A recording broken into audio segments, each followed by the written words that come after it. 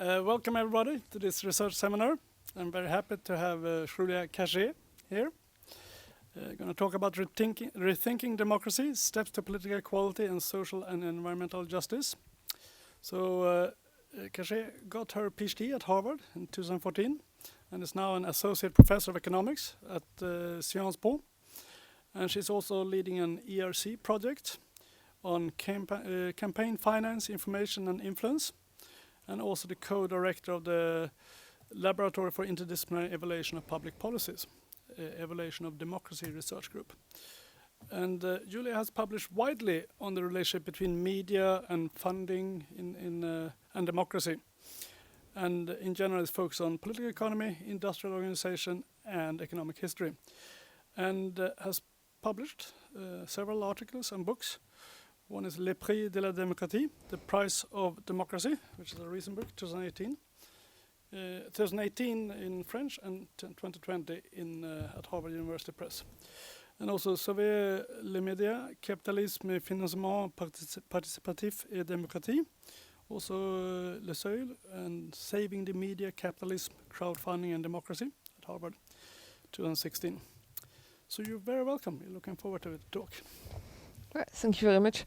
Thanks for the invitation, and please feel free to jump in at any time during the talk. I'm going to base my presentation on two books. So the first one is The Price of Democracy, How Money Shapes Politics and What to Do About It. And the second one is a most recent book that has been published in French, but still not in English in particular, where I'm going to push for a number of proposals to reform the way our democracies work. So the departure point of my research here and on the price of democracy was to say that if you look all around the world, I think we will all agree about the fact that there is a crisis of democracy, and there are different ways, to measure this crisis, either through the fact that the turnout is very low. Even in France, where people were used to go and vote at presidential elections, participation during the last presidential election that took place like 2 weeks ago was pretty low, in particular among the young. You can also see this crisis of democracy through the fact that you have more and more extreme right parties winning the election all over the world. And what I do in my book is that I say, okay, there are various reasons that have been studied to understand this crisis of representation. The one that I want to study is the fact that this is linked to the capture of the democratic game by private interest. And in particular, the fact that if you look in a number of countries, democracy resembles less and less the ideal of like one person, one vote, and more this $1, $1 one vote system. And I think if you look in the recent news, the fact that someone like Elon Musk, who owns hundred of $1 billion, can say from one day to the other, I'm going to buy the main social media in the world, and this is, let's put $44 billion on the table, and it's going to be mine, and I'm going to change the rules. And there were a ban for Donald Trump that was decided for good reasons 2 years ago. I'm going to have Trump back on my social media. It really it's one example, but I think it's one super visible example of the fact that if now you have enough money, basically you can buy whatever you want to try to influence the public debate and to try to influence the public sphere. What I do in the book is that I'm trying to first of all rely on the example of multiple countries. So there are a number of limitations in my work. One of the limitations is that I tend to focus on Western democracies. So it will be mainly based on data and figure from the US, Canada, France, Germany, Italy and the UK and Spain, but now I'm trying to build new research with more country, and the idea is to look at both what is happening in the rest of the world and how this issue of the capture of the democratic system by private money has been tackled through history. I'm not the very first one to say we might have an issue with very rich people trying to buy, in a sense, the public debate. Politicians have tried to tackle this issue in a number of different ways. Sometimes it worked, sometimes it failed, and I think we can draw a lot of lessons, in fact, from the history of all the campaign finance regulations in particular that have been put in place all over the world. And I'm going to base a number of proposals I make on this historical experience. So the first proposal I'm going to push and defend is this idea of what I call democratic equality vouchers. I am going to insist a lot on this issue. The fact that if we have a problem of capture of the democratic game by private money, the solution is partly through public funding, because democracy has a cost, so someone needs to pay. So if we don't want, private interest to pay for it, we need to do it at least partly through public funding. But then the big issue is, how do you allocate public funding? And so the idea of democratic equality vouchers is to have an allocation that is both egalitarian, with the same amount of public money for all the citizens, and you will see that it's not the case as of today, and much more dynamic than what we have as of today. I'm also going to tackle the issue of the funding of what we call the philanthropic sector, and I'm going to show you that very often the philanthropic sector is in fact used as a tool to also influence the public debate. When we talk about foundation, from time to time, foundation, are about helping poor kids that are coming from Ukraine because of the war, but foundation can also be like a think tank directly linked to a political party, and when you fund this foundation, you can none the way benefit from a number of tax reduction. So we will see whether we couldn't allocate this public money in a better way. I'm going to talk a little bit about representation, in particular with this idea of mixed assembly I push to improve the working class representation, and then I will finish with a couple of proposals regarding the media. So the departure point of my work is really to say that democracy has a cost, and this is not a bad thing per se. Why do democracy has a cost? First of all, because we need to pay for campaigns. And if you look at the different at the different forms of campaign expenditures, some of them make a lot of sense. It makes sense to have campaign manifestos that are printed and distributed. It makes sense to have some campaign leaflets. It makes sense that the parties are able to organize a number of meetings. It does not mean that you have to have an unlimited cost of campaigns, like in the US. Okay, when I see the last presidential election in the US, where more than $3 billion were spent for the 2020 election, you say, okay, perhaps there is a better way to use money than to spend $3 billion on elections. So we can think, about spending caps, but for sure, you cannot campaign, you cannot convince citizens, you cannot make deliberation work if you do not spend enough money on it. So you have some campaign cost, and then you have all the issue of the funding of the political parties, because democracy is about political parties, whether you like or not the word parties. We can talk about parties or movements or whatever, any type of organization that is going to produce some ideas and to push a view of the world and to push programs for candidates. And this also has some cost. Very often when I try to explain that to my students, they're like, but what do they spend their money on?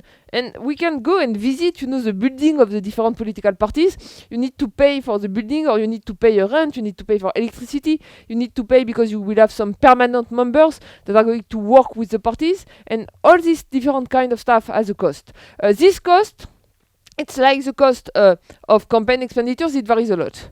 It varies a lot over time, and it varies a lot across countries. Here I just normalize the total spending of political parties per adult in a number of countries, like in Germany, in Belgium, Spain, France, Italy, in the UK. And you can look at the parties ranked from the far left to the far right. One of the things I really insist on in my book is to say that, there is no cultural difference, between Italy and Germany, for example, that made it that that made the German people much more involved into politics than the Italian people, and so the parties they spent more money. No, in fact, all these differences you can see between the parties, and obviously I'm going to come back to that, are due to differences in regulation. Why do we see much more money in politics in Germany than in France? Because in France you have cap on campaign expenditures, you have cap on campaign donations, while in Germany you don't. In France, for example, since 1995, corporate donations have been forbidden. In Germany, corporate donations to political parties, to campaigns are allowed. So at the end of the day, there is more money in politics.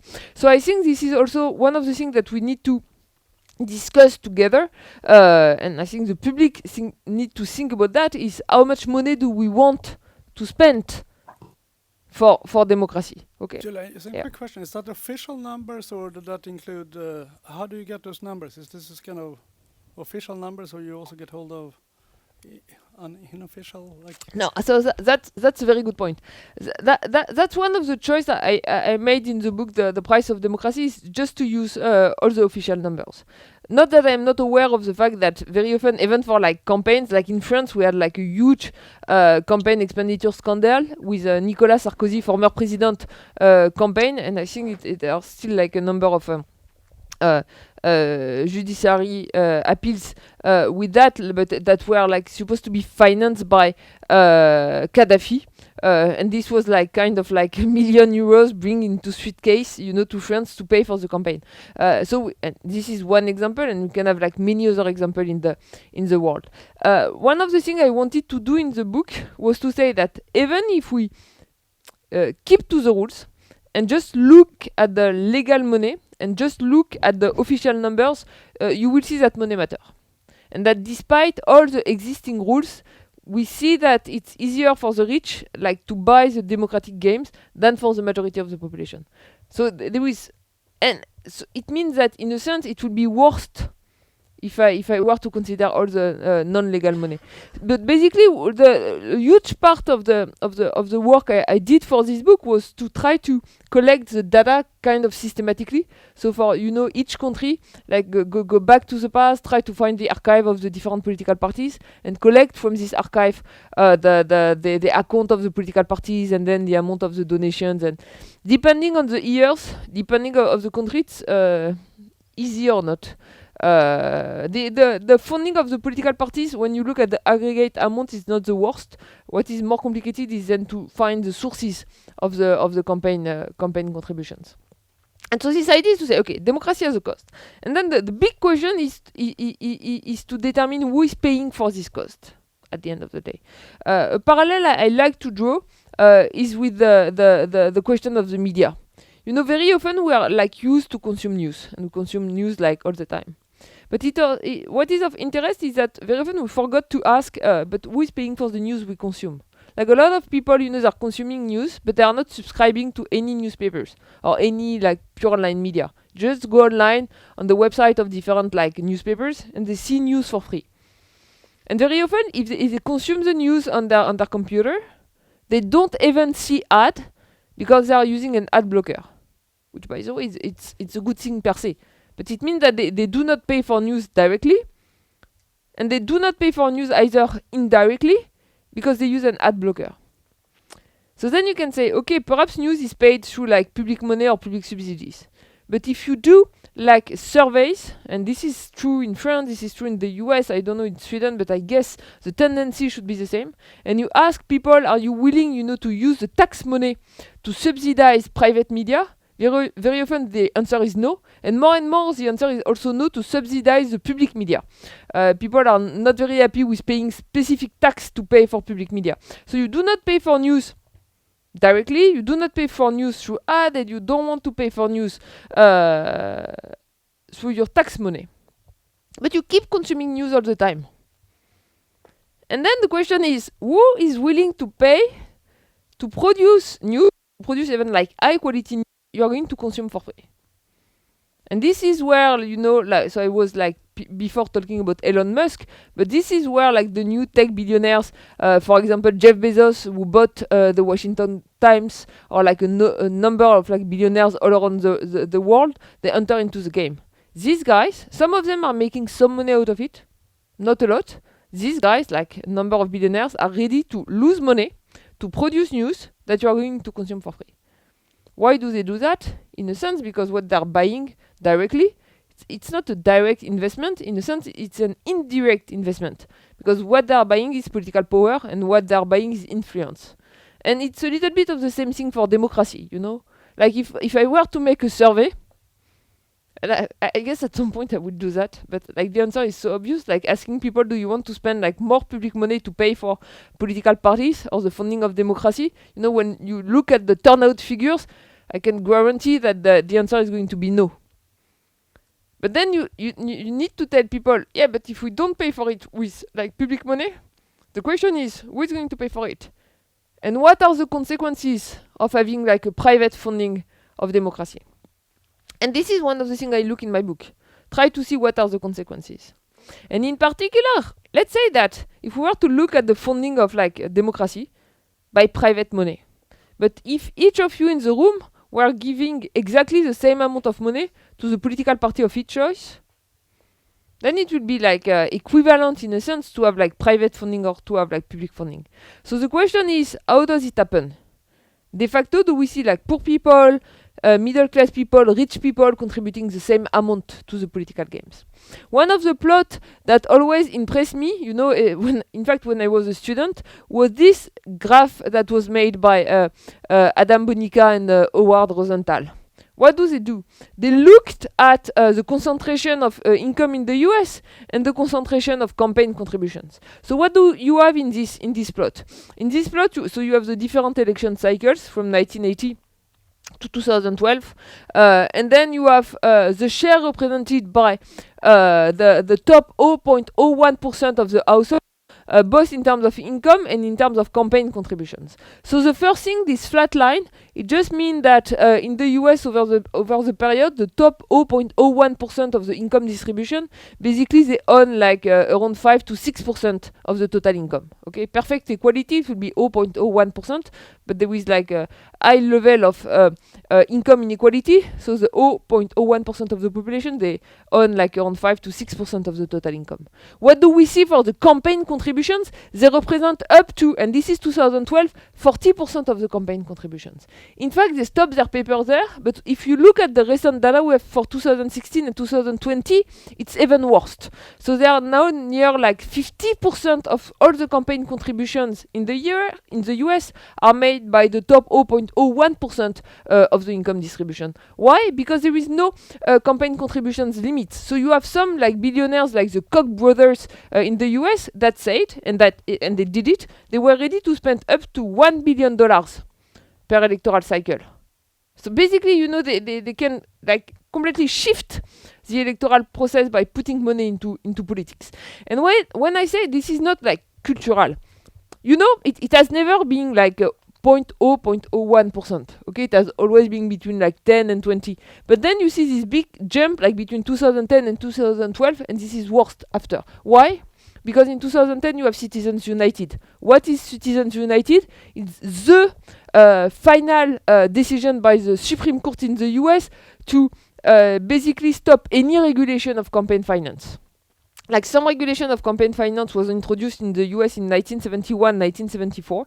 I'm going to come back to that because at the time they even introduced public funding of presidential elections in a pretty innovative way at the time. And between 1976 and 2010, the Supreme Court took a number of decisions to weaken all the regulation of campaign finance. And the argument they used like for like 40 years was just to say, there is one first argument and then one second argument in Citizens United. The first argument was to say money is speech. And you know, number one principle in the US, freedom of speech. So if you consider money as speech, it means that you cannot regulate money in election. Because regulating money will be the equivalent to regulated speech. And so they took a number of decisions that basically put an end to any cap for individual contribution between 1976 to 2010. And what the Citizens United decisions say is to say that from the point of view of campaign finance,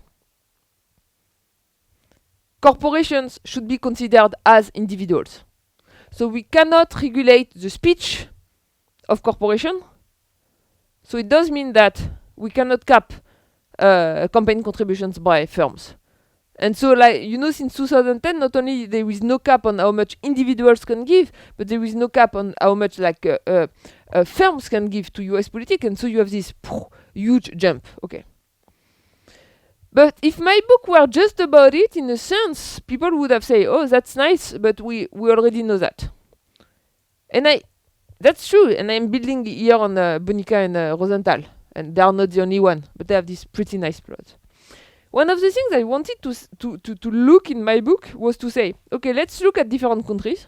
And to be totally honest, I moved from the US directly to France. I say, okay, let's first look at France. And let's see whether in France it's also the case. And France, I think it's a nice example because in France we have pretty strong regulation in terms of how much someone can contribute to a campaign. First thing, I was saying that before, since 1995 in France, corporate donations have been forbidden. Second thing, we have a number of cap. So an individual cannot give more than 4,600 euros to a campaign. And an individual cannot contribute more than 7,500 euros a year to any political party. Okay, so okay, they are pretty strong cap. Is that enough, in a sense, to reduce political inequality in France? To answer this question, what I have done is the following. I took what we call the exhaustive fiscal data. So basically you have like all, you know that very well because in fact the Swedish data is much better than the French data from this point of view, but we are kind of like slowly accessing the French data. So we have like all the income tax returns of the French household, and so we have in the income tax returns, we have both information on the income and we have information on all the donations made to associations or to foundations, and we have information on the overall donations made to political parties. So what you can do a simple calculation where you look at people depending on their position in the income distribution, and you investigate, how much they contribute to political parties, depending on where they are.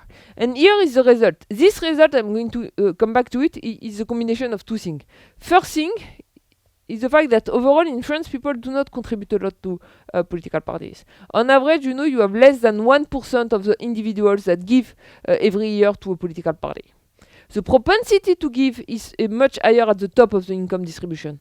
We move from 0.7% on average to 12.5% for people that are in the top 0.01% of the income distribution. This is the first thing. The second thing is that if you look at the average donation that is made, and here is the average donation among donors, poor people, but poor people in a very broad sense, like poor people and people that in fact from the middle class, when they give to a political party, on average they give around 120 euros. And it makes sense because 120 euros, it's basically the price of your membership to the political party. Okay, here donations include like pure donations, but it can also be like just your like membership contribution. Okay. But then when you go like at the top of the distribution, so here I did like Bonica Rosenthal, I just rank people depending on their income decile. So you have the bottom of the distribution, you have the top of the distribution. I did it by decile, and then what I decided to do was to decompose the top of the distribution. So here you have like the top 10%, top 1%, top 0.1%, top 0.01%. The first thing that is super striking, and that, to be totally honest, I was not expecting it, is that in fact the political inequality, does not begin like in the top of the distribution or even like within the top 10 or within the top 1. Like political inequality is really like among the 0.01% of the income distribution that contribute much more to the political life than the rest of the population. Okay, higher propensity to give, and they give more. Now you look at the number and might say, okay, but the guys give what? They give 5,300 euros, so we don't really care. First of all, these 5,300 euros is the average among donors. In fact, the majority of the people here are just at the top. They give 7,500 euros. Okay, so it means that if, like, absent any cap, they would contribute much more. then the cap makes sense because a lot of people are at the top. The second thing that is like striking here is that you will say, okay, but this is about like 5,000 euros, so why should we care? Because if you look at the average donation for the bottom, you have like 120 euros. At the top, you have 5,300. In fact, the ratio is something like 1 to 35. So you have people who contribute 35 times more than the people who contribute 1. Okay. Then you will say, yeah, but this is not going to make a difference, because these guys are not the Koch brothers. They do not give like 1 billion. Yes, but the fact is, in a lot of countries, this is the case in France, but not only in France, we combine two things. We combine cap on how much you can give and cap on how much you can spend. So let's take the example of the presidential election in France. In France, a candidate who make it to the second round of the presidential election, I'm going to give you round numbers, but basically you have the full picture. He can spend up to like 20 million euros. Out of it, the state is going to pay back reimbursement of campaign cost 10 million euros. So in fact, what you need if you want to make a difference is 10 million euros. Okay. Now I'm telling you that the cap is 7,500. How does it happen? Look at the election that took place two weeks ago. You could give 7,500 at the end of 2021 and 7,500 at the very beginning of 2022. So first of all, it's no longer about 7,500, but this is 50k. Second, very often, like in a household, you have a wife and husband, and they tend to share the same political preferences. So it's not about 50k, it's about 30k. Because both of them, they do the same thing. And now I'm working on the, individual level campaign contribution data. So we don't have the name of the donors, but you have the postal code and you have the date of the donations. So that's pretty funny because you can easily identify between quote, like recover the household. And let's assume that you also have like one of your like son or daughter who is a student, who is still living with you, but who is over 18. So we can also like pay tax on your tax form. Then you can move to 45k. And we see that in the data. But you can also contribute, like 4,000, so let's say 5,000 euros to the presidential campaign, not to the party. 3 times. And now it's 60k. You take 10 million, you divide by 60k, you need to find 300 households who are going to make a difference.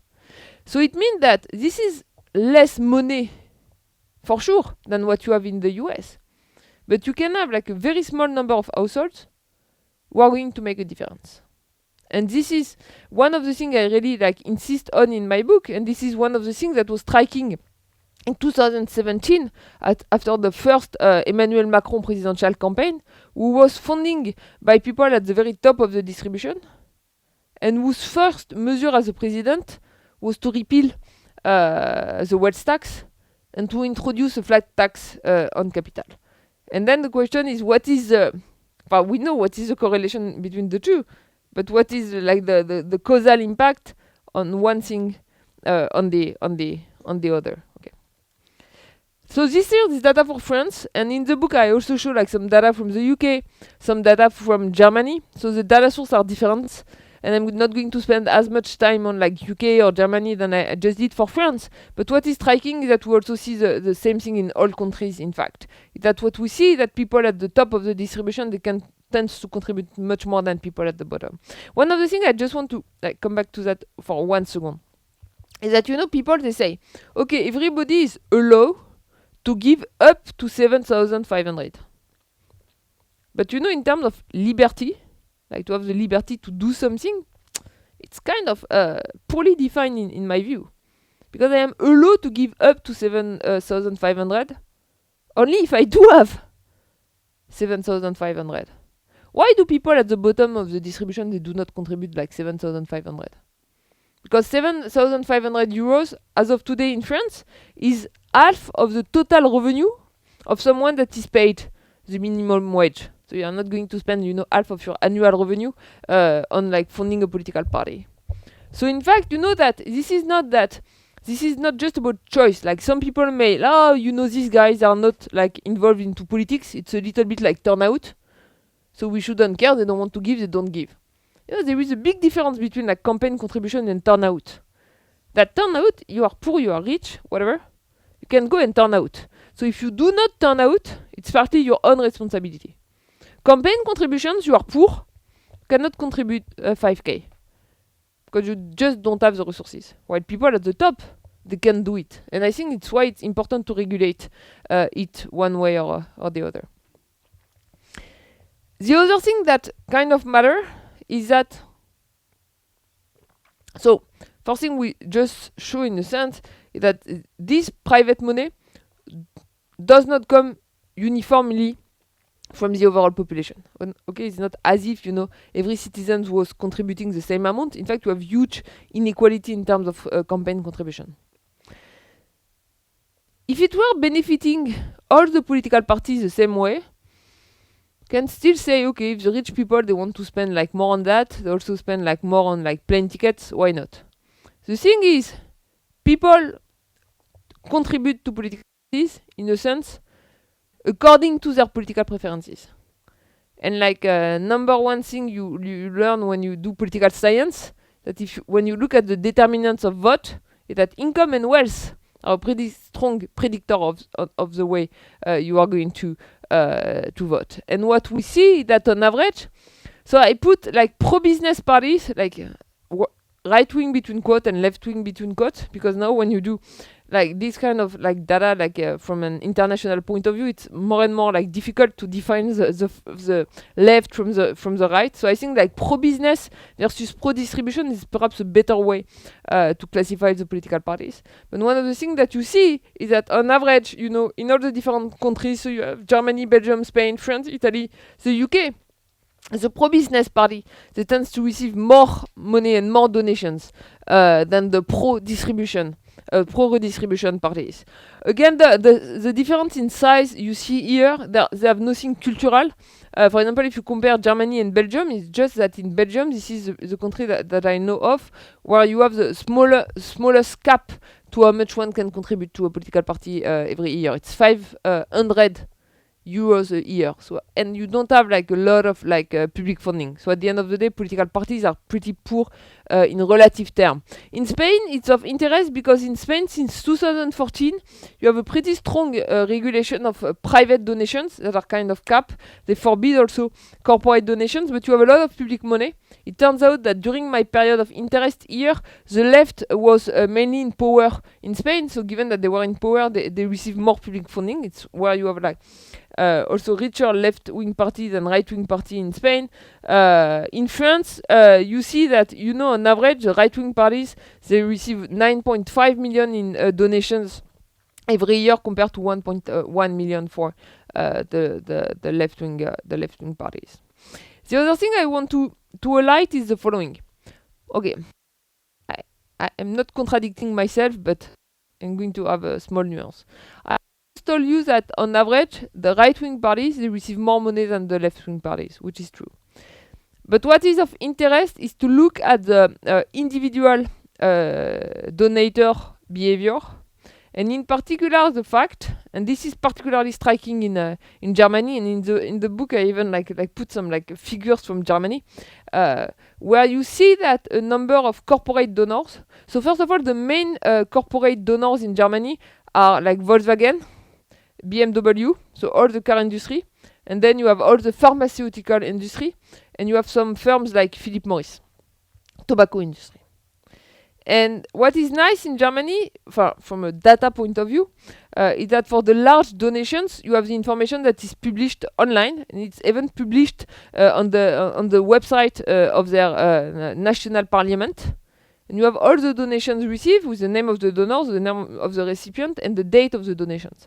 And what is pretty striking when you look at that is that when you look at like BMW or Philip Morris, in general, they give every year at the same time to all the different political parties, which is a strange behavior. So in political science, people like to call it hedging, but it's very bizarre, no? When you go and vote in general, you are not going to vote for the Socialist Party and for the right-wing party at the same time. Because when you vote, you want to express your political preferences. So why would a firm give the same amount of money the same day, both to the SPD and CDU. Because when you are doing that as a corporation, you are not expressing your political preferences. You are buying an insurance. You want to make sure that whenever the left or the right is going to make it to power, they are not going to introduce any regulation that is going to harm your business. And I took the example on purpose of Philip Morris, because one of the things that is of interest is to see that there are only 2 countries now in Europe that do not regulate advertising for tobacco, that are Bulgaria and Germany. And that might be linked to the fact that Philip Morris is an important donor of both the SPD and the CDU and the CSU in Germany. Okay. This is not without consequences. I'm going to show you like some numbers and claim that money matters. Like again here, I'm not the first one to have worked on it, so I guess I will have an easy time to convince you that on average, everything else equal, when you have 2 different candidates in an election, and it's everything else equal, and on average, so it's statistical relationship. It does not mean that it works every time, but on average, when you have like more campaign spending, you have a probability to make it to power, which means that you need to raise money for elections, and even if you are like a left-wing party, you need to find people who are going to fund your parties. And one of the assumptions I make in the book, and of course, again, this is exclusive in my work. So I am not. There have been like a number of work, and more in political science that try to understand why you have like such now an increasing gap between the left and the working class. Okay. And why the working classes more and more they vote for the right or they vote for the extreme right, and they do not vote for like pro-redistribution left-wing parties. You have a number of explanations, and I think they all make a lot of sense. I'm just like putting one more explanation on the table. And the explanation I am putting on the table is that this idea of saying that, okay, why do we see left-wing parties spending so much time on what we call like cultural or social issue, for example, gay marriage, abortion rights, these kind of things, but much less time on like redistribution, inequality, progressive taxation, is because one of the things they need to do is to please their donors. And there have been like, in particular, there is a very interesting survey that has been made in the US, where like what the researchers did is that they surveyed US millionaires and billionaires. And they surveyed US billionaires and millionaires from the Democratic Party and from the Republican Party. And they asked them about their preferences. And what was of interest was to see that from a number of like point of view, their preferences were really not the same. For example, on abortion, and I think, again, in the news, we see that this kind of right are still like under pressure, even in countries where we thought that, okay, it was okay. So they are okay on gay marriage, they are not okay on gay marriage, they are not okay on abortion, so you have like huge like gap from a cultural and social point of view. But one of the things where they tends to be okay, it's about taxation. They think that we don't need progressive taxation, and they will like use their own money better than the state would. So at the end of the day, if you are like, this was striking during Hillary Clinton campaign in 2016. If you are Hillary Clinton and you do campaign and raise money from your campaign, like using money coming from like US millionaires and billionaires, it's harder for you to have a political discourse that from an economic point of view will be super pro-redistribution. So you are more going to fight on like social and cultural things, but the working class, they might do prefer that you fight on like economic redistribution and minimum wage. And I think, what I wanted to show you with this table that I took from Piketty, Saez, Zuckman 2016 was to say that there have been economic growth in the recent past. So these are like income growth and inequality between 1978 and 2015. But even in a country, and this is like, you see China here, you see the US, you see France, one of the things that is striking in the US, but you also see that to some extent in France, is that overall, total cumulative growth over the past 14 years in the US is 59%. For the bottom 50%, economic growth rate has been negative, because all the growth rate have benefited the rich and the richest among the rich. And what is striking is that whether you look at a time period where Democrats were in power or where Republicans were in power, you do not see a huge reduction in inequality when the Democrats are back to power in the US. And I think we should partly link that to the way they fund their campaign. Okay. On that, the last thing I wanted to highlight is the following. This is not the case in all countries, but this is the case in very large number of countries, where we see that donations to political parties or donations to campaigns, they are eligible for tax credit, for tax reduction. So in a country like France, for example, if you're at the top of the distribution and you give 7,500 euros to a political party, you pay 2,500 euros. And you receive 5,000 euros in tax deduction. In fact, 2/3 of the cost, like 66% tax reduction, 2/3 of the cost is paid by the government itself. So by the overall population. So here what I did, it's just I look at how much money we spend every year on average to fund the political preferences expressed from a monetary point of view by the different households in the income distribution. And basically the answer is 0 at the bottom and nearly 4,000 euros at the top. Now you can ask me, but why is it 0 at the bottom? Because before I was telling you that, poor people on average, they were still contributed 120 euros. Because in France, like in a number of countries, this is not a French specificity, what we do have for tax deduction, it's what we call a non-refundable tax credit, which means that you need to pay enough income tax to be able to benefit from it. It turns out that in France, in terms of income tax, the bottom 57% of the income distribution, they pay a 0% tax rate as of today.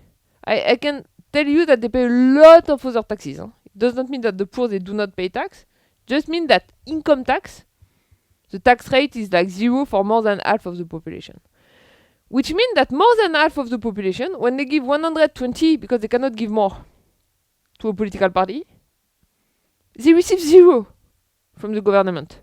While at the top of the distribution, the government is going to pay 2/3 of the cost of the donations. So we have introduced a regressive and unfair tax system when at the end of the day, the poorest, they pay to satisfy the political preferences of the richest. And this is true in France, this is true in Germany, this is true in Spain, this is true in Italy.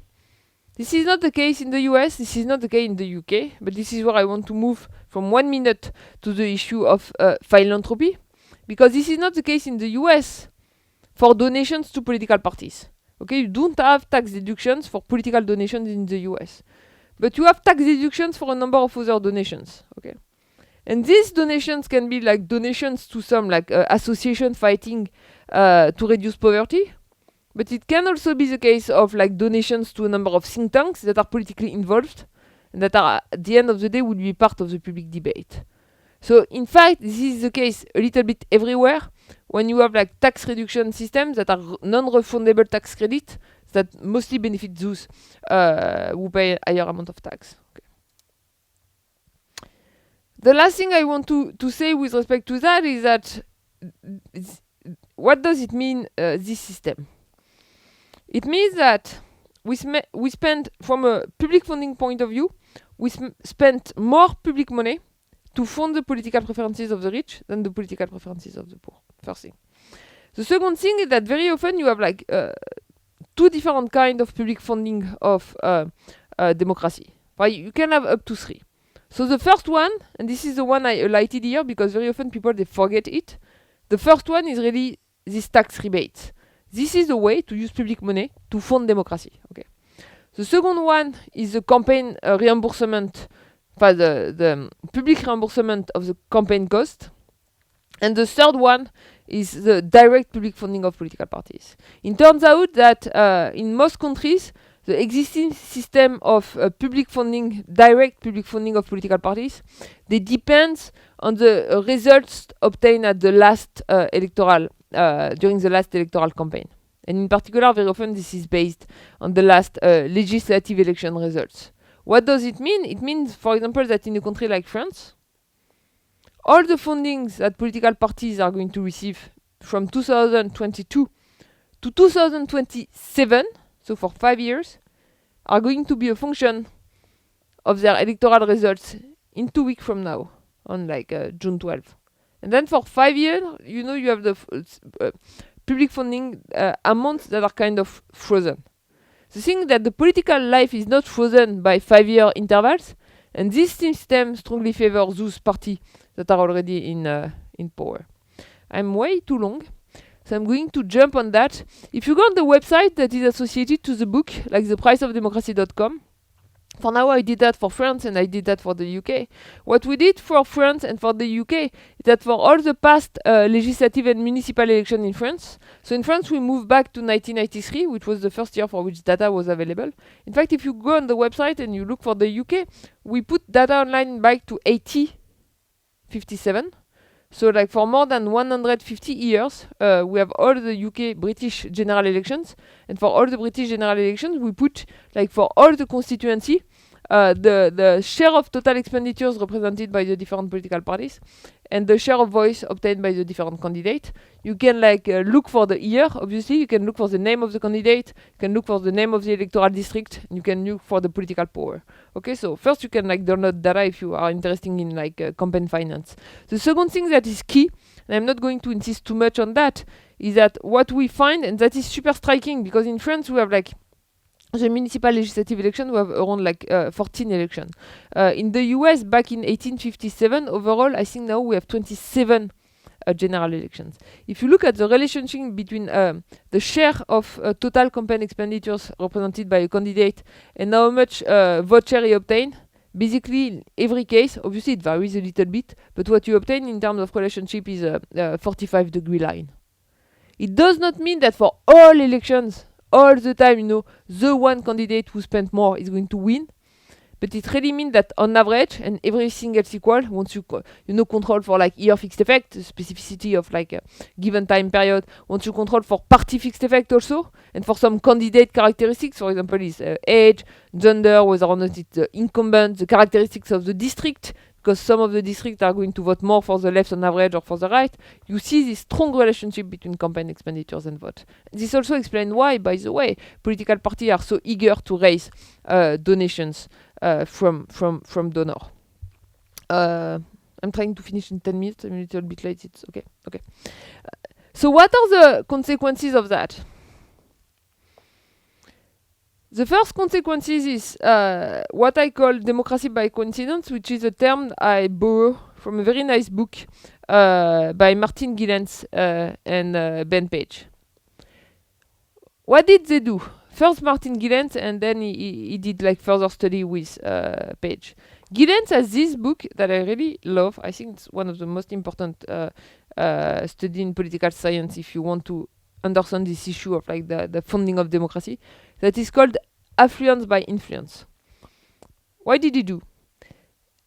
He took all surveyed data back in the 1950s in the US, where you have a lot of questions about the preferences of the citizens, about everything. Do you want an increase in the minimum wage, but also do you want to go to Iraq? Do you want to have more progressive taxation, but also do you want to have more environmental regulation, on all different kind of issues. Okay. Yes, all these detailed survey data, and for each survey question, basically he's able to determine the preferences of the US citizens depending on where they are in the income distribution. And basically he's going to split his data between poor people, middle class people, and rich people. Okay. And then what it does is that it compares these preferences expressed by the citizens with what? With the policies implemented by the elected politicians. Okay. And it just want to look at it tackles the following question. Does the elected politicians implement policies that correspond to the preferences of the citizens? What does he find? On average, he finds that yes. On average, when citizens express preferences in favor of a policy, the elected politicians do implement this policy. And if you look at the preferences expressed by the poor, it's also the case. On average, when the poor express some political preferences, the elected politicians implement policies that correspond to these preferences. But then he asks the following question. What happens when the preferences of the poor and the middle class on the one hand are not the same than the preferences of the rich? And what he does find is that when there is a divergence between the preferences of the rich and the preferences of the poor/middle class, the elected politicians always implement the policies corresponding to the preferences of the rich. And this is where we have democracy by coincidence. Because basically for the past, he moved back to 1950, so let's say for the past 50 to 70 years.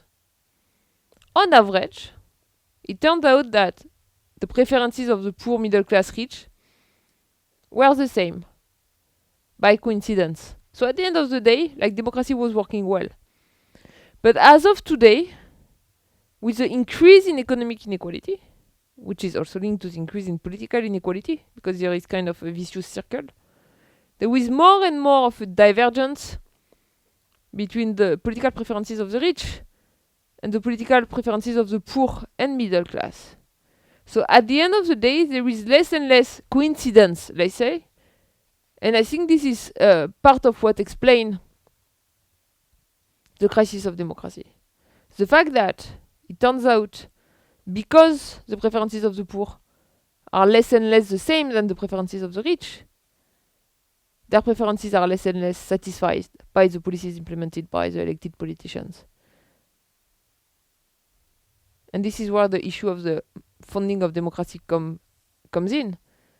The fact that the elected politicians, they implement the preferences, the policies that correspond to the preferences of the rich, is partly due to the fact that the rich are those that paid for their campaign. Okay.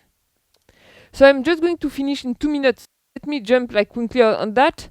So the idea is that what can we do in front of that? In a sense, one of the natural and simpler reaction after this, I'm just telling you that basically, the rich, they have much more political power than the poor because they pay more for the democratic game. Not only we have that, but the government is also financing their political preferences. So we have this phenomena of capture, we have this crisis of representation. So basically you can say, okay, if you show this picture to the people, people are going to say, oh, we should spend much less money, to fund all these politicians. And de facto, this is what has happened in recent years in a number of countries. In particular, we could discuss that later if you want, but the case of Italy is very striking. And in Italy, since 2014, basically they put an end to their system of public funding of democracy. And this is also what has happened in recent years in the US. And I think this is really not the way to go. Because, it's a way to... The problem is it's a real problem, but the solution is a bad solution. Because if the problem is the capture of the democratic game by the private interest, the solution cannot be less public money. The solution should be less private money. But less private money means we need more public money. So the question is, how do we do with more public money? I say two different things in the book. The first thing that I claim for in the book is really to say that we need to cap private donations at lower level than as of today. Even in a country like France, and this is where I like the French example, where we think that we have a good regulation. In fact, I just documented huge level of political inequality. So 7,000, it's not political equality because the majority of the people, they cannot give this kind of amount to political parties. So I propose to put a cap at 200 euros Okay, I'm not like, fan of 200. It can be like 150 or like 250. I don't really care. But what I care about, it's a number where even poor people, if they are willing to make this effort because they're really involved into politics, they can contribute as much as rich people to the funding of political parties or electoral campaigns. So this is the first thing. So you should cap private donations. And then you should have public funding. So I was telling you, today you have two main ways to publicly fund democracy. Tax reduction for donations, and this public funding that depends on the past electoral results. I guess you understood from my talk that I want to repeal the tax rebate for political donations, because this is really like a completely unequal way to fund the democracy. But I think we should also reform this direct public funding to political parties. I think it's a bad idea, like to have this system that depends on the past electoral result, because that's really like froze democracy for a very long time. So I say we should take the amount we spent as of today for the public funding of democracy, split it in an equal amount between all the different citizens, and give each citizen what I call democratic equality vouchers. So a voucher, an amount that they can allocate on an annual basis to the political party of their choice. We can come back to that in the discussions, but this is not an idea that comes from nowhere. And in particular, this is inspired by some recent experience in the US with the Seattle democracy vouchers, and also by some Italian way to fund democracy that is called Due per Mille. The other thing, but I'm not going to enter into that, let's keep it for the solution, is that I want to say that, I already said it, but I want to insist on the fact that I'm not claiming that everything is about money. Okay, campaign finance, I think, is key. We need to tackle campaign finance. It's not super sexy. And I know that because I try to convince, politicians like that they should like campaign on that, on like limiting donations, having public funding. It's a little bit technical in a sense. And you talk about like non-refundable tax credit. A lot of people, they never make donations because they don't have enough money. So the difference between a non-refundable tax credit and a refundable tax credit, they don't really care about it. So, but we need to tackle this issue of campaign finance. And then there is this issue of lack of representation. So we can discuss that later, but something that I also do in the book for the US, for the UK, for France, that I just look at the long-term evolution of the share of workers and employees among parliament. And this is collapsing, so this is just the figure for the UK. The share of UK MPs who were workers or employees before entering parliament, and you see the total collapse in recent years. In France, it's even worse, because in France it has always been below 10%. Now we will see, like in less than a month with the new elections, but now in France you have exactly 0 blue-collar worker among MPs. I think it's hard to say that 0 is too much, So I think we should do something about that, because this might also matter for people when they decide to vote, to take into account the fact that there is no representation in a descriptive way, to use the terminology by Anna Pitkin. Okay. Let's talk about that later. The same way, I think we should rethink the way we fund democracy. I think we should put an end to all the tax reduction associated to philanthropic giving, and try to rather have an equal allocation of the money we use as of today between all citizens, and give all citizens the possibility to fund the association and or foundation of his or her choice. I might come back to that in the discussion, but something that really struck me, it's a very good book by political scientist who is called Rob Reich, who is in Stanford. And he published in 2018 a book that is called Just Giving. And one of the things that he show in the book is the following. Very often when you ask people, or you ask even the government, why do we have tax reduction for giving? The argument that is made is that, because when the rich, they give to foundation, in fact, they give to reduce poverty. They give to help the poor, so we should give them more incentives, in fact, to give to help the poor. And so what Rob Reich did, and in fact I'm working on it now to try to reproduce that in different countries, is he say, okay, let's look at whether it's true or not. So let's look at whether the majority of the philanthropy as it happened today in the US is aimed at reducing poverty or at something else. And in fact, one of the things that is shown is that the philanthropy in the US, it mainly benefits the rich. Why? One of the main way people make donation in the US is for universities. It turns out that, and you have like nice study by Resh Shetty, Emmanuel Saez, and others about that only the kids of people that are at the top of the income distribution, they go to the top universities in the US that receive a lot of donations. So when you give money, to Harvard, MIT, Princeton, like Berkeley, whatever, you don't give money to reduce poverty. The money you are going to give is only going to benefit people with high income. The second thing people give a lot to in the US is to museum, operas for culture. It turns out that when you look at the public, who goes to the museum, who go to the opera, who attend the different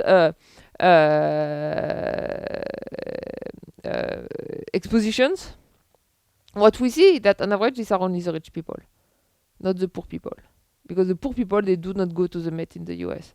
And then he look at the same thing for health, and he show that the kind of health research that is done mainly is for rare disease that hurt people, when they are 75 or 80 or 85. But the majority, I'm going to be a little bit cynical, but that's true. The majority of the poor people, at 85, they are already died.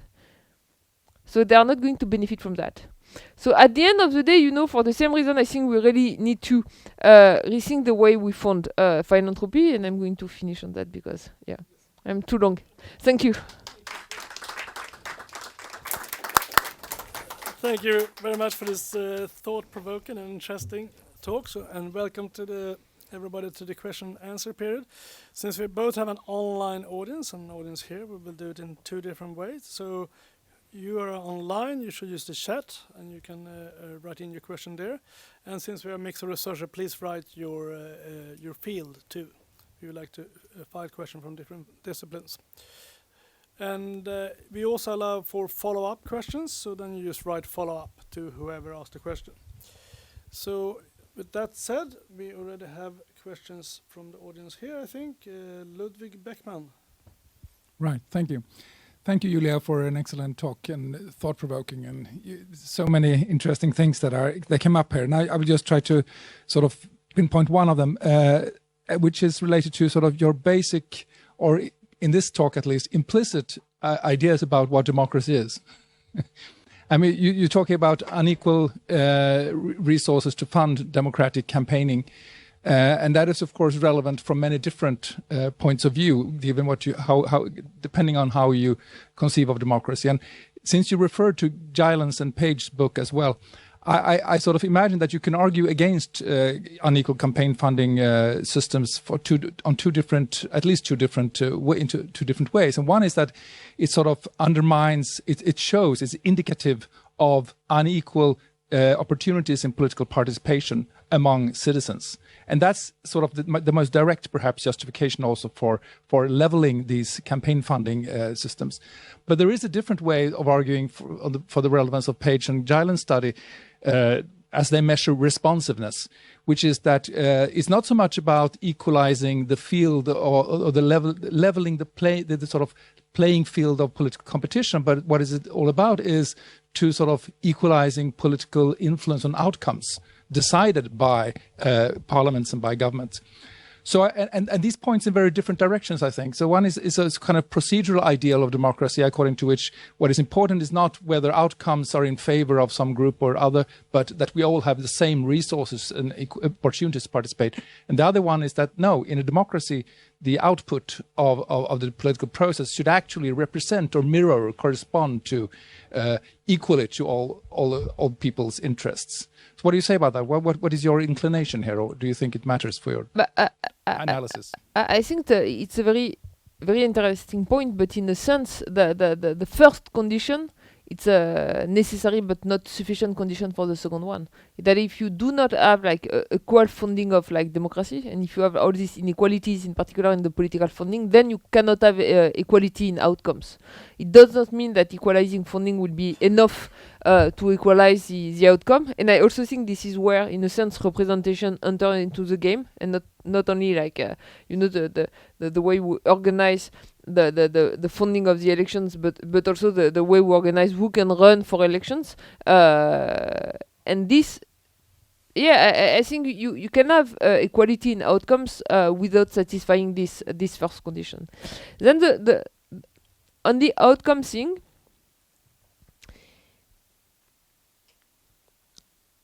I think what I have in mind is to say that if everyone is on the same line, let's say at the time of voting, so there is no inequality at the time of voting before taking any decisions. If you do not have inequality, and this is an issue we need to solve, and we can talk about it, an issue about a political selection. So in the US, some people say, oh, these political inequalities, they do not come so much from the fact that you have inequalities in terms of funding of democracy, but just because if you take all the American MPs, they are all millionaires. And this is not exactly true, but this is not far from being exactly true, in fact. So this is not that they try to satisfy the preferences of their donors. This is just that they try to satisfy their own preferences.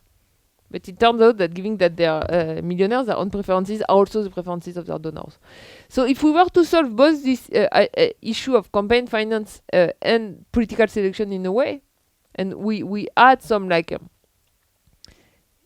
complete equality in the way we pick our MPs, then the fact that in terms of outcome you have some differences, it might just be the fruit of some differences in terms of deliberation that might be fair. But I think for sure, if we solve both this issue of inequality in political selection and inequality in campaign finance, we will see a drop, let's say, in inequality in terms of outcomes that we observe today. You happy with that? So Yeah, sure. Moving on from the political scientist to the sociologist, Stefan Salfors. You're going to get a mic here. Yes, thank you for a very interesting talk. I have two questions. One is, to what extent do you think your proposed system is vulnerable to the emergence of, let's say, a market in citizen vouchers? If you can prove to me that you have put your voucher on the things I like, I will send you 10 euros, and in that case I get a lot of leverage on. I mean, most voucher systems are vulnerable in that sense. So that's my first. And the other completely different question is to, would you like to say anything about the quite different route in which inequality affects politics, and that is through the revolving door system, the case that an increasing number of politicians and political advisors take the route to very well paid jobs in the private sector, and that can create a kind of backwards regulatory capture, that you do policies not because you believe in them, but because you care about your future career in that sense. I mean, we have seen it in I think virtually all countries, including in Sweden, where I think the net worth of people like the former party leader of the Social Democratic Party, Göran Persson, is now probably more than a few 100 million kronor, and that is pretty good for a guy with his background. Okay. So on the first point, it's a very very good point. Larry Lessig in the US has written a couple of books where he argue in favor of democratic vouchers. So Larry Lessig is a very interesting guy, and this guy is a lawyer by training, but he's also one of the guys that worked a lot on the internet and the fact of having real commons for internet, and then he turns out to work a lot on this issue of campaign finance. He even run for elections. I think it was in 2016 that he ran for the primary elections, and his program was to say that I want to be elected president of the US, just to implement campaign finance regulation, so basically to cap individual donations, to ban corporate donation, and then I will quit because he said that, okay, if you don't quit, in fact, you don't have any incentives to regulate because you're going to benefit from that. And so he has a number of, what I really do like from his book in particular is that he's a lawyer. So he has very strong argument against Citizens United to show that this argument of the Supreme Court, they do not work at the end of the day. And he also has proposal. And he has proposal for like democracy vouchers that are not exactly the same than I do, but let's say that in spirit, like we are exactly in the same team. And so he argue a lot about what you just say. And the argument he made, and I'm no longer sure whether they did that for Seattle or not, is to say that you give people the possibility to cancel it during the next 24 hours or something like that, to avoid the fact that it can be captured. Because it means that if I come and show you that, oh, look, I use my voucher for this party, but you give me the money, but given that I have enough time after to cancel it, so you think about like complicated scheme, like to avoid the kind of risk you just highlighted and that I'm perfectly aware of. My way to tackle this is it's a little bit different, but it's also a way to solve the problem. Is to say that in Seattle or in like Lessig system, that you actually give a voucher, and then people they give the voucher to different candidates or parties. In my system, it happened at the time when you fill your income tax form. So you fill your income tax form, you are done with that, then you click. And then you can do that through a blockchain or any other system to make sure that it will be done in an anonymous way. You are going to receive a key through which you will decide and give the information to the tax administration what are the political parties that I want to fund with my voucher. And then the tax administration is going to receive at the same time information from all the taxpayers, and he will use that as a key to split the public funding between the different political parties. So I think the fact of like avoiding to have an actual voters partly also solves this issue. On the revolving door, it's not that I don't want to answer. There is a huge literature on that. I think it's a very important problem, and we all know that, and this has been super well documented. I'm not the best person to answer it. I'm aware of it. I like when I teach political inequality, I teach it like relying on like works by other. But I guess I have nothing like clever to say behind what you just highlighted. Happy with that? Yeah, I think there is some relation between your answer to the first question and the answer to the second question is that you need to have some form of blocked exchanges. Things shouldn't be transferable in a kind of smooth way. That's true. Well. Yeah. And there are some countries that have that. Don't you have some kind of block that you can't move directly from a political... Yeah, and I mean it has been introduced partially in Sweden too, that you can't be a state secretary and then move straight to any other job. Good. I have a question, maybe more of a question of clarification, because you said that we should have this very reasonable cap on private donations, and then this very interesting suggestion about a voucher. But I wondered, and you probably thought about this a lot, what is it that we're going to have a cap to? What kind of organization can you donate to? So you mentioned in your talk about think tanks. So it's going to then be also you can't have think tank. And who is going to classify a think tank as a political one or a political movement? And also you mentioned in the mass media a little bit in your talk, and that's the same thing. You can still then, I guess this doesn't stop people from buying up newspaper or starting newspaper if they have lots of money, and to manufacture consent, to use that Chomsky expression, is newspapers and TV channels, of course, as we know from France, is quite an efficient way of doing it. So I wonder about your thoughts about that.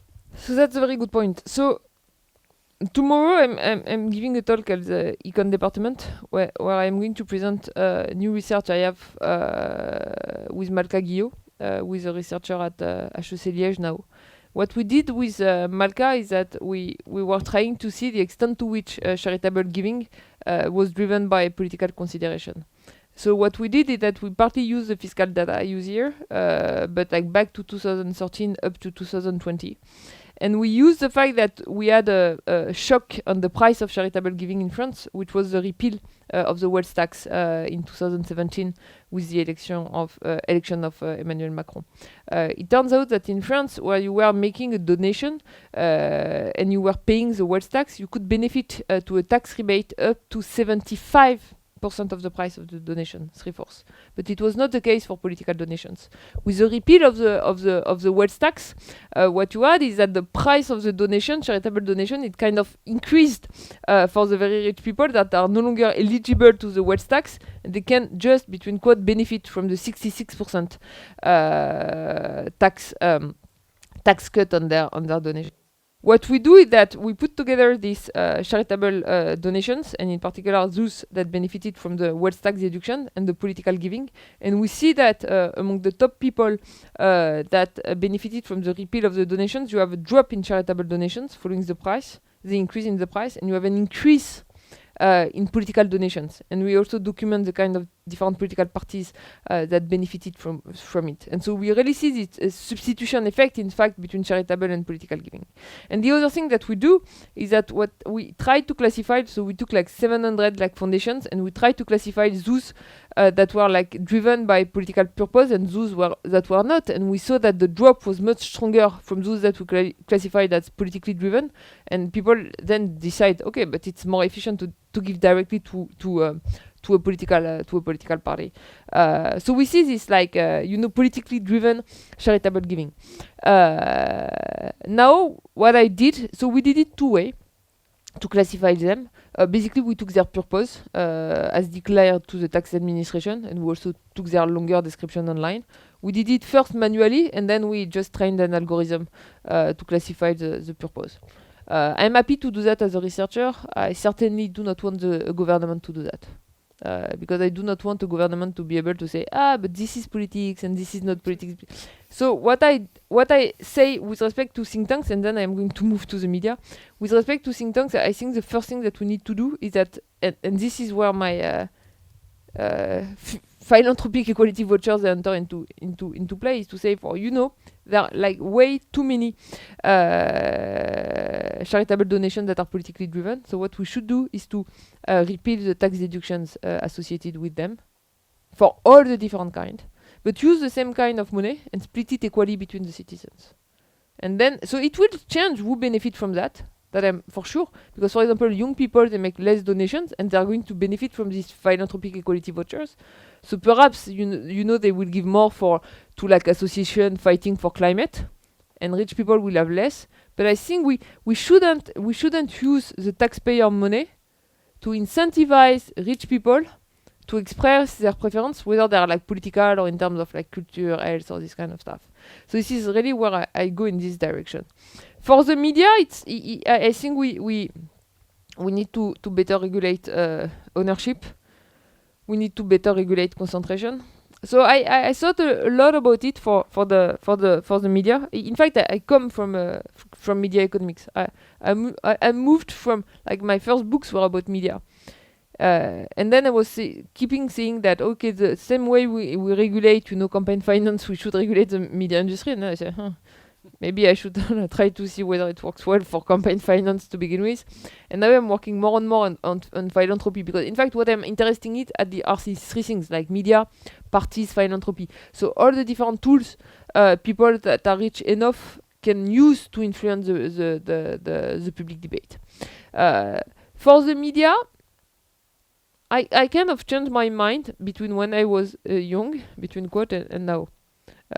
When I was young, I was not so far from saying that, okay, we should change completely all the ownership of the media industry. And now, it's not that I'm becoming less idealistic. It's because perhaps I'm more optimistic as of today in the sense that I really think that we can change the law and try to change regulation and implement new regulation in a realistic way.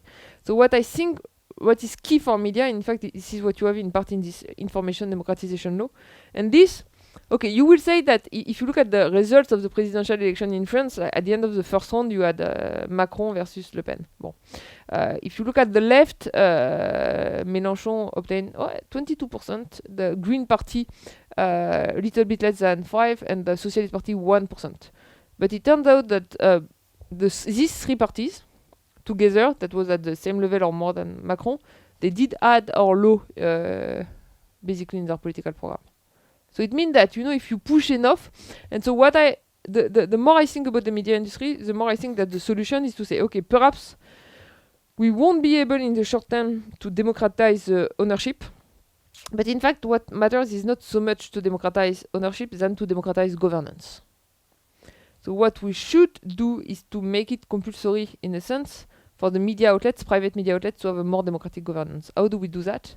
For the private broadcaster, it's kind of easy in a sense, because they benefit for free of the authorization to broadcast that they obtain from the government. And this comes with a number of rules, for example, in terms of pluralism. So we could add new rules in terms of governance. You are Bouygues in France, you want to broadcast TF1, okay, you can do that, you pay for it. Nobody has enough money to buy TF1 because this is worth, I think TF1 now should be worth, in particular if they buy MCs, like between 5 and 10 billion euros. So we are not going to do a crowdfunding campaign to collectively buy TF1. But if you want to broadcast, you need to follow some rules. And among these rules, there is this idea of shared governance. So you have boards, including half of the seats for employee representative. And you have a number of compulsory rules, such as the fact that the managing director should receive the assent of like 60% of the journalists. So this is for the broadcaster. Now you are going to tell me, but what do we do for the pure online media or for the newspapers? I think something that will work both in France and in Sweden, where you have a lot of public subsidies to media outlets, is to say, you are going to receive public subsidies, but this also comes with a number of conditions. So if you want the public subsidies, if you want the reduced VAT on newspapers in France is equal to 2%. In the UK it's 0. So basically they do not pay tax. If you want to benefit from that, you need to obey some rules. And these rules are done in order to democratize the governance. It won't be perfect. And obviously in a perfect world, it's not because you created Amazon and become a billionaire without paying tax that you should be allowed to buy the Washington Post. Okay, it should work differently. But like given the way it works today, I think we would improve a lot the situation by putting some rules, either in exchange of the right to broadcast or like to benefit from the subsidies in terms of like having a more democratic governance within the media outlets. Well, on that note, so join me in thanking Julia for this Thank excellent talk and discussion. And to remind you that next time is May 25th. We have Raya Mutarak here talking on population dynamics and global climate change. So very welcome that time.